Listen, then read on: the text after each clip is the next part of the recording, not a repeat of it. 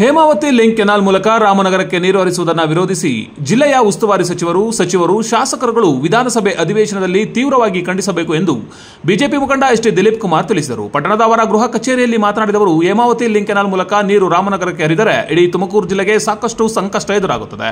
ಕಲ್ಪತರು ನಾಡಿನ ಹೇಮಾವತಿಯೇ ಜೀವಾಳವಾಗಿದ್ದು ಯಾವುದೇ ಕಾರಣಕ್ಕೂ ಅದನ್ನು ರಾಮನಗರ ಜಿಲ್ಲೆಗೆ ಹರಿಸದಂತೆ ಈಗಾಗಲೇ ಹಲವು ಪ್ರತಿಭಟನೆಗಳು, ಹೋರಾಟಗಳು ನಡೆಯುತ್ತಲೇ ಇವೆ. ಈಗ ಅಧಿವೇಶನ ಆರಂಭವಾಗಿದ್ದು ಅಧಿವೇಶನದಲ್ಲಿಯೇ ಇದನ್ನು ತಿರಸ್ಕರಿಸುವಂತಹ ಕೆಲಸವನ್ನು ತಾವೆಲ್ಲರೂ ಮಾಡಬೇಕಾಗಿದೆ ಎಂದು ಅವರು ಮನವಿ ಮಾಡಿದರು. ಈ ಬಾರಿ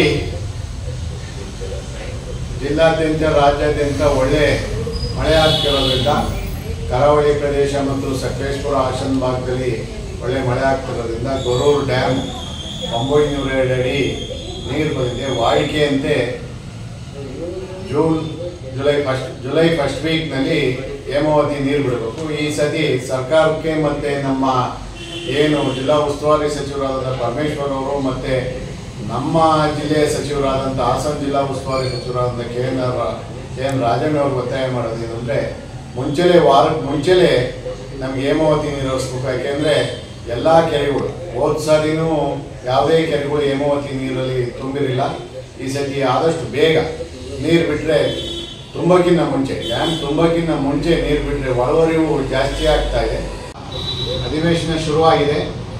ನಮ್ಮ ಜಿಲ್ಲೆಯ ಎಲ್ಲ ಶಾಸಕರು ಪಕ್ಷಭೇದ ಮರೆತು ಏನು ಹೇಮಾವತಿ ಲಿಂಕ್ ಕೆನಾಲ್ ಮಾಗಡಿ ಮತ್ತು ರಾಮನಗರಕ್ಕೆ ವಾಮ ಮಾರ್ಗದಲ್ಲಿ ಡಿ.ಕೆ. ಶಿವಕುಮಾರ್ ಅವರ ಏನು ಒಂದು ಕ್ರೂರ ನಿರ್ಧಾರ ಅಂತಲೂ ಹೇಳಿದರೆ ನಾನು ಇದಾಗಲ್ಲ.